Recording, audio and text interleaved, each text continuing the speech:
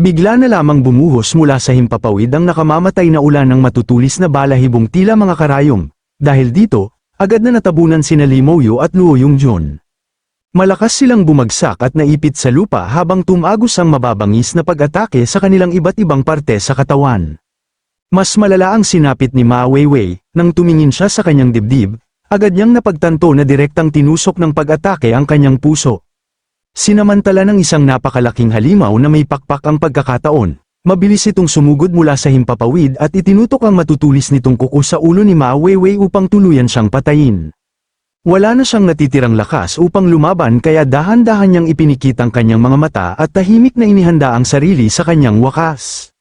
Ngunit bago pa man tumama ang nakamamatay na atake, isang malakas at matinis na sigaw ang umalingaungaw sa buong paligid. Dahil sa nakakabinging tunog, napamulat siya sa matinding pagkagulat. Sa isang iglap, nagsulputan mula sa lupa ang napakalalaking itim na baging na nababalutan ng matutulis na tinik. Mabilis nitong binalot ang bumabagsak na halimaw bago pa ito makalapit sa kanya. Pagkatapos ay walang awang piraso ng mga baging ang halimaw habang nasa himpapawid pa lamang ito. Titig na titig si Ma Weiwei sa dagwang tanawin, halos hindi siya makapaniwala sa kanyang mga mata. Hindi niya maunawaan kung paanong isang baging ng mga halaman ang nagligtas sa kanyang buhay. Bago pa niya maproseso ang nangyari, isang kumikinang na pulang tableta ang mabilis na lumipad patungo sa kanya at eksaktong pumasok sa kanyang nakabukang bibig. Pagkalunok niya nito, laking gulat niya nang makita niyang agad na nagsimulang maghilom ang kanyang mortal na sugat. Hindi lamang yun, ganap ding bumalik ang kanyang lakas at dugong nawala. Muli siyang tumayo habang litong-lito, iniisip kung sino ang maaaring magkaroon ng napakalakas na gamot na nakapagpapagaling. Nang tumingala siya, sa wakas ay nakita niya ang kanyang tagapagligtas, nakatayo sa gitna ng napakalaking gumagalaw na pader ng matinik na mga baging si Lin Zichen, na parabang napakadali lamang para sa kanya ang kontrolin ng mga ito. Lumingon si Lin Zichen sa nalilitong mga nakaligtas at mahigpit na inutusan ng tatlo na magising sa pagkabigla at tumakas kaagad upang hindi sila maging sagabal sa kanya. Lubos itong ikinayanig ng grupo, napasigaw si Luo Yung-jun sa matinding pagkagulat nang mapagtanto niyang si Lin Zichen ang kumokontrol sa higanteng mga baging. Samantala, tila tuluyang natigil ang pag-iisip ni Lee Mo-yu habang pilit niyang inuunawa kung paano nagagawang kontrolin ng isang ordinaryong tao ang mga halaman na parang isang mataas na antas na miyembro ng Plant God Cult.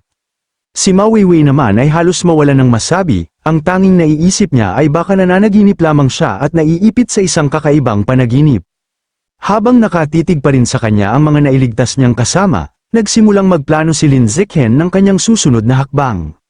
Napagpasyahan niyang itulak sila palayo gamit ang kanyang mga baging dahil alam niyang hindi niya maaaring ipakita sa kanila ang kanyang lihim na kakayahang sa sistema. Nang makalayo na sila ng sapat, agad niyang ginamit ang kanyang natatagong kapangyarihan, kumislap ng matingkad na asul ang paligid habang pinapagana ang DevR.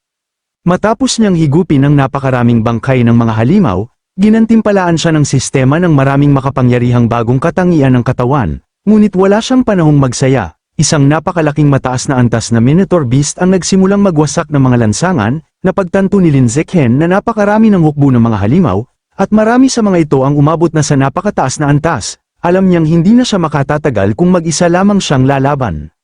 Dahil naniniwala siyang sapat na ang panahong naibigay niya upang makatakas ang ibang estudyante, mabilis siyang umurong at nakipagkita kina Shen Qingan at Yu Yan, agad niya silang pinayuhang tumakas bago pa maging huli ang lahat.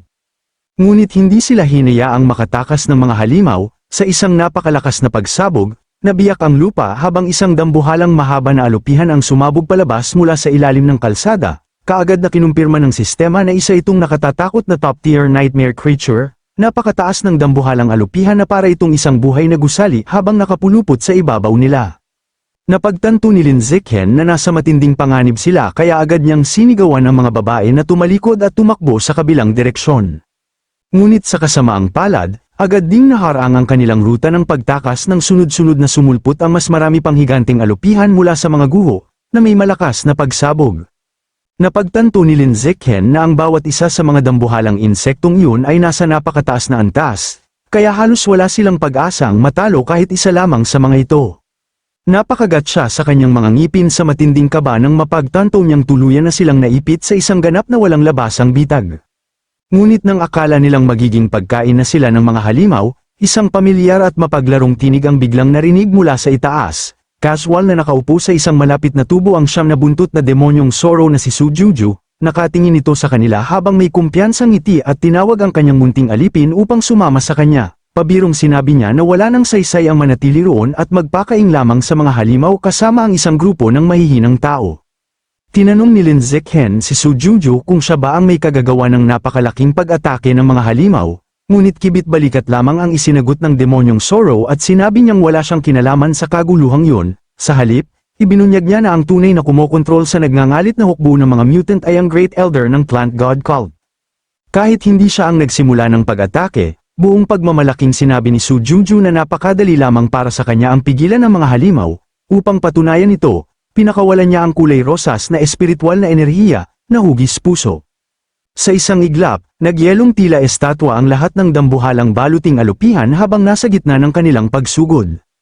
Nang makita ito, labis na nabigla si Yuyan, hindi niya maiwasang mag-isip kung ganoon ba talaga kalaki ang agwat ng lakas sa pagitan ng mga tagapagtanggol ng daigdig at ng mga nilalang mula sa Origin Land. Pagkatapos ay sinabi ni Su Juju kay Lin Zichen na mabubuhay siya kung susunod lamang ito at tahimik na sasama sa kanya, ngunit kung pipilitin niyang lumaban, kalahati muna siyang papatayin bago siya kaladkarin paalis. Sa pagkarinig nito, mahigpit na hinawakan ni Lin Zichen ang kamay ni Shen Chingon at inihanda ang sarili sa pinakamasamang mangyayari. Habang hinihintay ni Su Juju ang kanyang magiging pasya, biglang lumitaw ang isang maliwanag na berdeng magic circle sa ilalim ng mga paa ni Shen Chingon. Sa isang kisap mata, nag-teleport si Su Juju sa likuran nito at madaling napigilan ng dalaga gamit ang napakalakas na mental pressure. Habang ginagawa niya itong bihag, tinanong ng Fox Goddess si Lin Zichen kung ang tanging dahilan ng kanyang pagtangging sumama ay dahil sobra niyang pinahahalagahan ang kanyang pinakamamahal na kasintahan. Dahil alam niyang wala silang pag-asang manalo, desperadong nakiusap si Lin Zichen na huwag nitong saktan si Shen Chingon. Isinigaw niyang handa siyang gawin ang anumang gusto ni Su Juju basta pakawalan lamang ang kanyang kasintahan. Pinakalma siya ni Su Juju at sinabing wala siyang balak na saktan ng dalaga dahil ang gusto lamang niya ay makuha si Lin Zichen nang hindi kinakailangang magkaroon ng madugong labanan. Sa halip, naisip niyang kidnapin silang dalawa upang hindi sila malungkot sa paghihiwalay. Masaya niyang ipinaliwanag ang kanyang plano, si Lin Zichen ang magiging personal niyang tagapaglingkod, habang si Shen Chingon naman ang magiging kanyang katulong. Magkasama nilang aalagaan siya araw-araw. Hindi na nakapagtataka na labis itong ikinagalit ni Lin Zichen. Ngunit dahil wala na siyang ibang pagpipilian, pumayag siya sa alok ni Su Juju at nangakong sasama silang dalawa ni Shen Chingon sa Origin Land, subalit bago yun, humiling siya ng isang maliit na pabor, agad namang nakinig ang Fox Demon.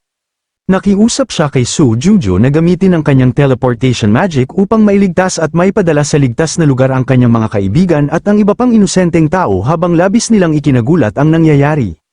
Sa kasamaang palad, walang pakialam si Su Juju sa pagtulong sa ibang tao at agad niyang tinanggihan ang pakiusap ni Lin Zichen. Matapos siyang tanggihan, nagpasya si Su Juju na humingi na lamang ng pabor sa tunay na utak sa likod ng kaguluhan. Tinawag niya ang Great Elder ng Plant God Cult, na kararating pa lamang, at magalang na nakiusap kung maaari nitong gawin ang maliit na pabor na yun para sa kanya. Ngunit natawa lamang ang Great Elder at pabalang na tinanong kung bakit hindi na lamang siya ang gumawa ng pabor para rito. Ang taong ito may biological level na epic rank. Nainis si Su Juju sa naging sagot nito. Masama niya itong tinitigan at mariing tinanong kung ano ba talaga ang ibig sabihin ng matandang yun. Walang pag-aalinlangang ipinahayag ng Great Elder na kapwa sina Lin Zichen at Shen Chingon ay pag-aari na niya. Natural lamang na labis itong ikinainsulto ng Fox Goddess. Tinawag niya itong baliw na matanda dahil sinusubukan itong agawin ang paborito niyang laruan. Binalaan din niya ito na nagkakamali ng malaki ang Plant God Cult sa pakikialam sa kanyang neutral na grupo, ang sinaunang Chinkyu Mountain. Ngunit ngumiti lamang ang Great Elder sa kanyang banta. Ipinaliwanag niyang hindi sila ganoon katanga upang kalabanin ang Chinkyu Mountain nang sila lamang, may suporta sila mula sa isang maalamat at napakalakas na puwersa na kilala bilang Sun Moon Sacred Land, at mayroon silang sarili nilang plano. Pagkatapos ay opisyal niyang idineklara ang digmaan laban sa Chinkyu Mountain. Sa isang iglap, sumabog mula sa kanyang likuran ang napakalalaking pulang baging na puno ng tinik. Sa bilis ng mga ito, agad niyang binalot si Su Juju bago pa man siya makagamit ng mahika. Nang matiyak niyang hindi na ito makakatakas, ngumiti ang Great Elder at nagpaalam ng may kumpiyansa. Kasunod nito ay isang napakalakas na pagsabog na lumamon kay Su Juju sa nag-uumapaw na enerhiya. Pagkaraang mawala ang makapal na usok at magsimulang bumagsak ang mga tipak ng wasak na lansangan, ang naputol na puting mga buntot ng Zoro ni Su Juju ay walang buhay na nahulog sa mga guho.